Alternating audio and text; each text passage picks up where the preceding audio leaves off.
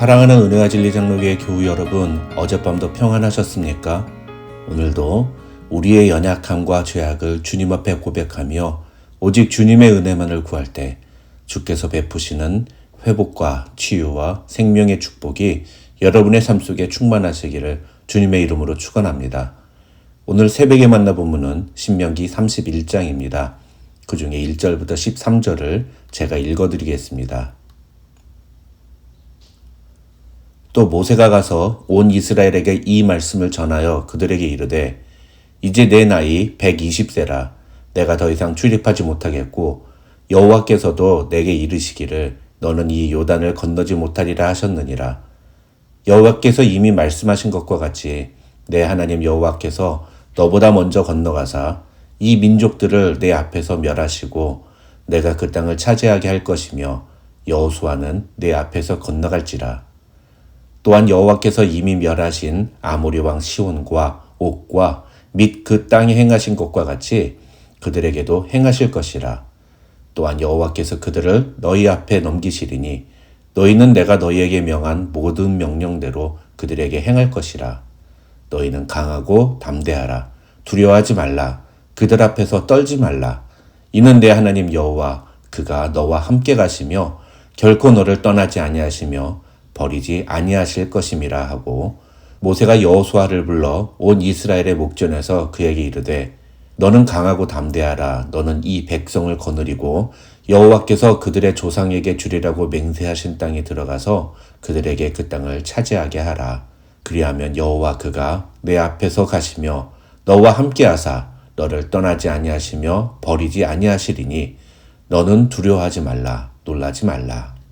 또 모세가 이 율법을 써서 여호와의 언약궤를 매는 레위 자손 제사장들과 이스라엘 모든 장로들에게 주고 모세가 그들에게 명령하여 이르기를 매 7년 끝해 곧 면제년의 초막절에 온 이스라엘이 네 하나님 여호와 앞 그가 택하신 곳에 모일 때에 이 율법을 낭독하여 온 이스라엘에게 듣게 할지니 곧 백성의 남녀와 어린이와 내 성읍 안에 거류하는 타국인을 모으고 그들에게 듣고 배우고 내 하나님 여호와를 경외하며 이 율법의 모든 말씀을 지켜 행하게 하고 또 너희가 요단을 건너가서 차지할 땅에 거주할 동안에 이 말씀을 알지 못하는 그들의 자녀에게 듣고 내 하나님 여호와 경외하기를 배우게 할지니라.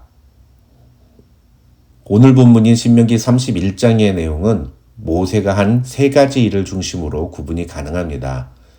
첫째로 1절에서 8절을 보시면 모세가 자신의 후임으로 여호수아를 지명하면서 그 여호수아와 함께 이스라엘 백성들에게 강하고 담대한 마음을 가질 것을 권면하는 내용이 기록되어 있습니다. 그 다음 9절로 13절에서 모세는 이제까지 자신이 이야기했던 율법의 내용들을 기록하여 그것을 제사장들과 이스라엘의 모든 장로들에게 주면서 그것을 모든 이스라엘 백성들과 자손들에게 가르치라고 권면하는 내용이 나옵니다. 마지막으로 14절부터 30절에는 하나님께서 모세에게 이스라엘 자손들에게 가르쳐 자손 대대로 부르게 할 노래를 만들라고 명령하신 대로 모세가 그 노래를 만들었다는 내용이 나옵니다. 먼저 1절부터 8절에서 모세는 자신의 죽음이 임박했음을 깨닫고 자신의 사역과 주변을 정리하기 시작합니다. 그 과정에서 모세는 이스라엘 백성들과 자신의 후임인 여호수아를 격려하는데 1절에서 6절은 이스라엘 자손들 그리고 7절과 8절은 여호수아에게 격려하는 내용으로 구분이 됩니다. 그런데 모세가 이스라엘 백성들과 여호수아에게 하는 격려의 말에는 공통점이 있습니다. 그것은 하나님께서 너희와 함께 하실 것이라는 사실입니다.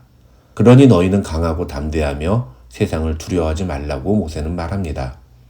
3절로 5절을 보시면 모세는 너희가 앞으로 가나안 땅에 들어가서 싸우게 될 전투는 하나님이 직접 싸우시는 전투가 될 것이고 하나님이 너희와 함께 하실 것이기 때문에 너희는 절대로 두려워하지 말라고 말합니다. 세상이 아무리 막막하고 강해 보여도 우리가 세상을 두려워하지 말아야 하는 이유는 하나님이 우리와 함께 하시기 때문입니다. 세상을 이길 수 있는 것은 우리가 갖고 있는 어떠한 조건이나 능력 또는 긍정적인 자세가 아닙니다. 하나님이 우리와 함께 하실 때 우리는 세상을 이길 수 있습니다. 그래서 그리스도인에게 있어서 하나님이 함께 하신다는 것보다 더 격려가 되는 말은 없습니다. 마태복음 1장 23절을 보시면 우리 예수님은 임마누엘, 즉 하나님이 우리와 함께 계심의 증거로 이 땅에 오셨습니다. 그리고 이 땅에서의 삶을 마치고 하늘로 올라가실 때 예수님은 그의 제자들에게 내가 세상 끝날까지 너희와 항상 함께 있으리라고 약속하셨습니다. 예수님은 그 약속을 지키기 위해 이 땅에 성령님을 보내주셨습니다. 그리고 오순절 성령 강림 이후부터 이 땅에서 예수를 구주로 고백하는 모든 이들의 마음속에 성령 하나님이 함께 하시며 그들과 동행하십니다. 그래서 예수님을 믿는 우리는 이 땅에서 하나님과 함께 동행하는 삶을 살게 됩니다. 그렇게 우리 그리스도인들도 하나님이 우리와 함께 하시기 때문에 강하고 담대한 마음으로 이 세상을 두려움 없이 살아가야 합니다. 이 세상은 분명 크고 강하며 우리가 상대하기에는 버거운 대상입니다. 그러나 여호와께서 아모리 왕 시온과 옥과 및 그 땅 행하신 것과 같이 우리 앞에 놓여 있는 저 세상이라는 거대한 대적에 대해서도 하나님은 똑같이 그들에게 행하실 것이라고 모세는 그리고 성경은 우리에게 이야기하고 있습니다. 사랑하는 성도 여러분, 강하고 담대하십시오. 두려워하지 말고 이 세상 앞에서 떨지 마십시오. 여러분의 하나님 여호와께서 여러분이 가는 그 어느 길이든지 여러분과 함께 가시며 결코 여러분을 떠나지 아니하시며 버리지 아니하실 것입니다. 이 믿음을 가지고 승리하는 인생을 살아가는 성도 여러분들이 되시기를 주님의 이름으로 축원합니다.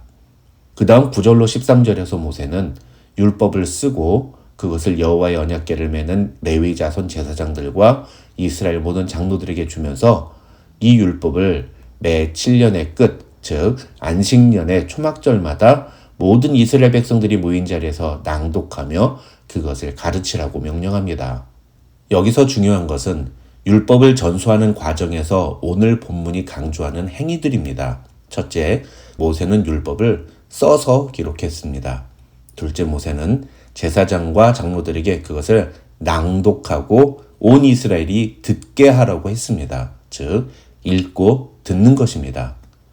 셋째, 12절과 13절에서 모세는 이 율법을 모르는 어린 아이들과 타국인들이 이 율법을 듣고 배워 지키게 하라고 명령합니다. 즉, 가르치고 지키게 하는 것입니다. 하나님의 말씀을 쓰고 읽고 듣고 배우고 지키는 행위들은 신앙의 기초를 다지는데 매우 중요한 행동들이라는 것입니다.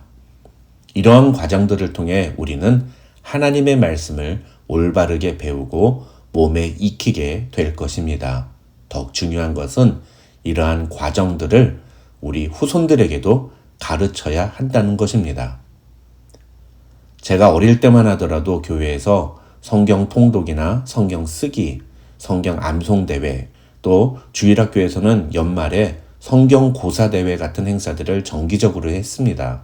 물론 그런 대회에서 입상을 하게 되면 받게 되는 상품들 때문에 열심히 공부한 면도 없지 않지만 어찌됐건 그런 과정들을 통해서 저는 성경을 배웠고 성경을 저의 머릿속에 그리고 제 마음속에 집어넣게 되었습니다.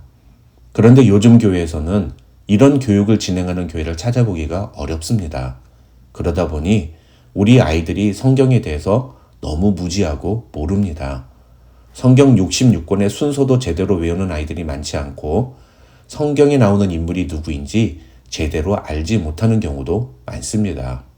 중요한 것은 성경을 알지 못하는 아이들이 자라나서 예수님을 제대로 믿는 사람이 될 것이라고 생각하는 것은 억지에 가까운 기대일 뿐이라는 것입니다. 우리가 하나님의 말씀에 순종하며 살기 전에 먼저 해야 할 일은 성경을 바로 배우는 것입니다. 모세는 이스라엘 백성들이 하나님의 말씀에 순종하려면 무엇보다도 율법, 즉 성경을 제대로 알아야 한다는 사실을 알았습니다. 그래서 9절로 13절과 같이 율법을 가르치라고 권면한 것입니다. 마지막으로 14절부터 30절에 나오는 내용은 장차 이스라엘 백성들이 하나님을 버리고 배교할 것임을 미리 알고 계셨던 하나님께서 모세에게 노래를 써서 그 노래를 이스라엘 자손들에게 가르치고 부르게 하라는 하나님의 명령대로 순종하는 모세의 모습이 기록되어 있습니다. 우리가 내일 다룰 신명기 32장의 내용이 바로 그 노래의 가사라고 할 수 있습니다. 그런데 한 가지 여기서 의문이 드는 것은 이스라엘 백성들이 훗날 하나님을 배신하고 다른 신을 섬길 것이며 그로 인해서 하나님께서 그들에게 큰 재앙과 환난을 내리실 것이라는 사실을 하나님이 미리 아셨다면 이스라엘 백성들이 그렇게 하지 않게 막으시면 되는 거지 왜 모세에게 이런 노래를 지어서 부르라고 하는 걸까요? 그러나 이것은 마치 하나님께서 선악과를 에덴 동산에 두신 것과 같은 의미입니다. 하나님은 인간이 하나님의 명령에 불순종하고 죄를 지을 것을 다 알고 계셨습니다. 그럼에도 불구하고 하나님은 아담과 하와에게 그 선악과를 먹는 날에는 너희가 정녕 죽을 것이라고 경고하시면서 인간이 하나님의 명령에 순종하기를 기대하셨습니다. 하지만 인간은 하나님의 기대대로 움직이지 않고 하나님의 명령에 불순종하였고 그 죄의 대가로 죽음이라는 심판을 겪게 되었습니다. 여기서 중요한 것은 하나님이 인간에게 기대하신 모습이 바로 순종이었다는 것입니다. 구약 율법 시대에 하나님이 인간을 의롭다 여기시는 모든 장면들은 철저히 하나님의 말씀에 순종하는 모습과 연관이 있습니다. 심지어 예수 그리스도께서 이루신 십자가의 의 역시도 하나님의 명령에 순종하심으로 율법의 모든 요구를 이룬 의였습니다. 성경은 이렇게 이루어진 십자가의 의가 바로 우리에게 주어졌음을 선언합니다.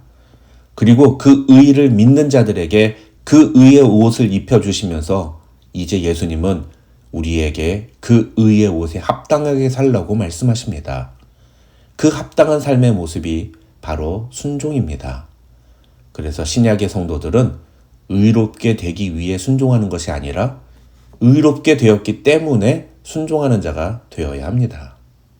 어쨌든 하나님께서 모세에게 노래를 지어 만들고 그것을 이스라엘 자손들에게 가르쳐 부르게 하라고 명령하신 것도 그 노래를 부름으로써 자신들이 얼마든지 하나님을 배신하고 떠날 수 있음을, 그래서 하나님의 준엄한 심판의 대상이 될 수 있음을 항상 기억하라는 의미이며, 나아가 그렇기 때문에 하나님을 떠나지 말고 하나님만 섬기는 백성이 되겠다고 항상 고백하라는 의미입니다.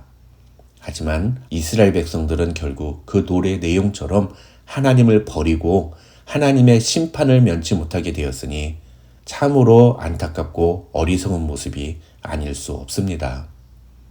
사랑하는 성도 여러분, 오늘도 하나님은 우리가 하나님의 뜻에 순종하며 살기를 기대하십니다. 하나님은 우리가 세상을 두려워하지 않기를 원하십니다. 하나님은 우리가 하나님의 말씀을 기억하고 그 말씀을 지켜 행하기를 기대하십니다. 그 하나님만 믿고 의지하며 살아가기를 원하십니다. 그런 하나님의 기대에 걸맞는 삶의 모습으로 우리 하나님을 기쁘시게 하는 저와 여러분이 되시기를 주님의 이름으로 축원합니다.